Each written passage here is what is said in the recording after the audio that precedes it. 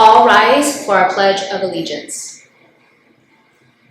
I pledge allegiance to the flag of the United States of America and to the republic for which it stands, one nation, under God, indivisible, with liberty and justice for all.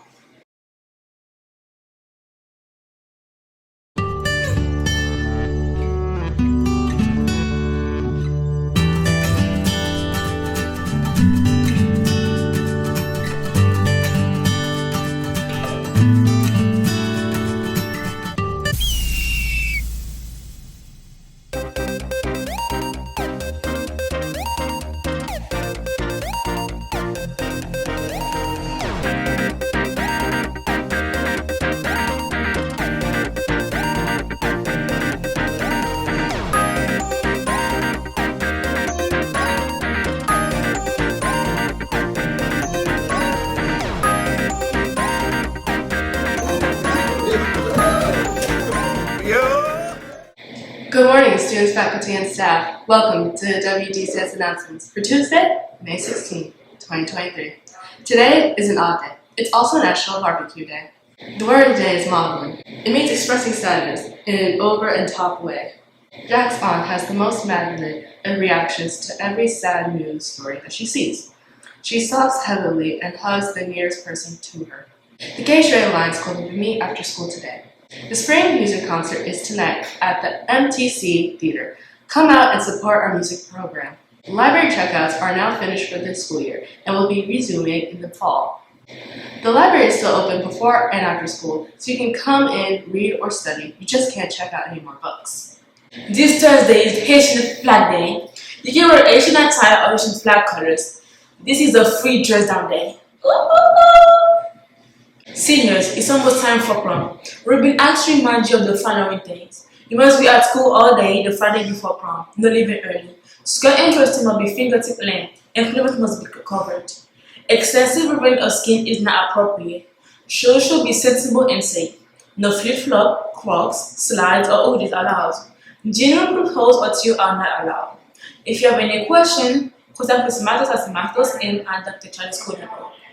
Attention class of 2024, it's almost time to take your senior portraits. The photos will be taken here on campus on May 31st starting at 8 a.m. The men should wear a plain white t-shirt under your uniform shirt on this day. We will take pictures in a tuxedo shirt, jacket, and bow tie which will be provided for you. The women need to wear a camisole top or strapless top of any color under your uniform shirt on this day. A formal drape will be provided and placed over it for the portrait. This week is International Face Equality Week. Here to share a little bit more about this is our own media specialist, Mrs. Schofield. Hello. International Face Equality Week is an awareness effort that hits me personally. The campaign raises awareness about prejudices faced by those with a visible facial difference, like a scar or deformity. You may wonder why I'm here to talk about it. Well, if you've ever talked with me face to face, like right now, you likely noticed that I have a lazy eye.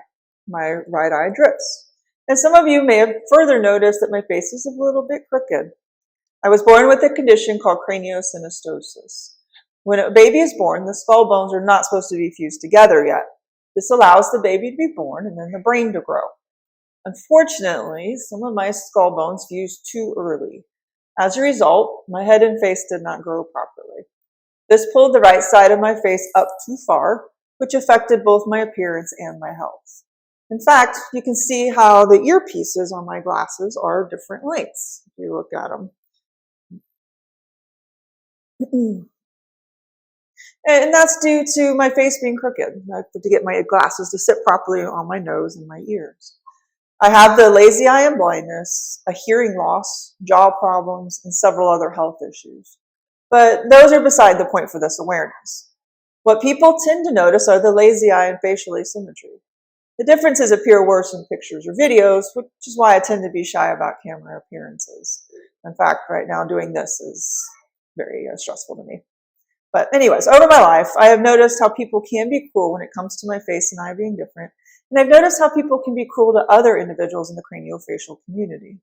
This Awareness Week is all about facial differences. Did you know that over 100 million people worldwide have a mark, scar, or condition affecting their facial appearance? Equality laws have fallen short in protecting people like me. Many parts of the world enacted what became known, in fact, as ugly laws, preventing people like me from appearing in public. Even the United States had these laws, and Chicago, Illinois, was the last part of our country to get rid of the laws, only 3 years before I was born. And still today, we're feeling the impact of such laws.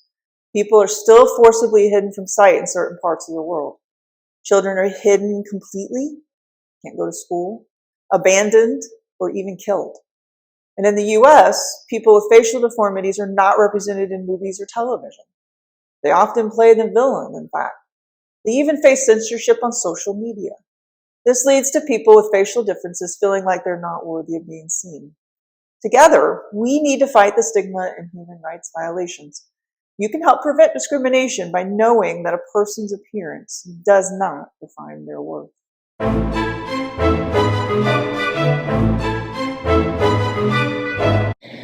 John Williams is often considered the greatest music composer in movie history. He has composed the themes of over 100 movies so far in his career. His movie themes often become legendary, and you've heard a lot of them, even if you don't know who he was.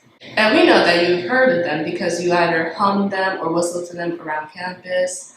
Oh, you don't believe us? Okay, well, let's go through his most famous movie soundtracks. Alright, Jaws, E.T., all the Indiana Jones movies, the 1970s, 80s Superman movies, all the Star Wars movies, the Home Alone movies, all the Jurassic Park and Jurassic World movies, and all of the Harry Potter movies. It's been said before, and we'll say it here. When it comes to composing music for movies, John Williams is the man.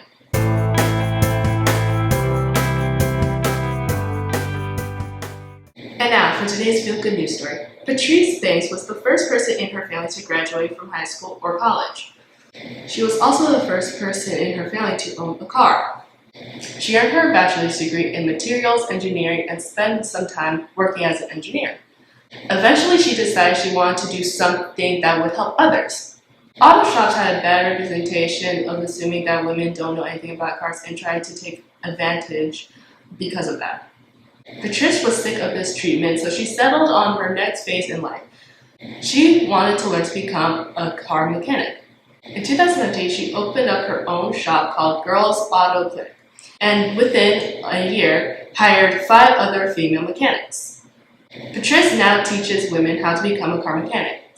Her shop is also a salon where her waiting customers can get manicures, pedicures, and blowouts. Thank you for tuning in, Hawks. Have an epic day, and we'll see you tomorrow. And that's a wrap!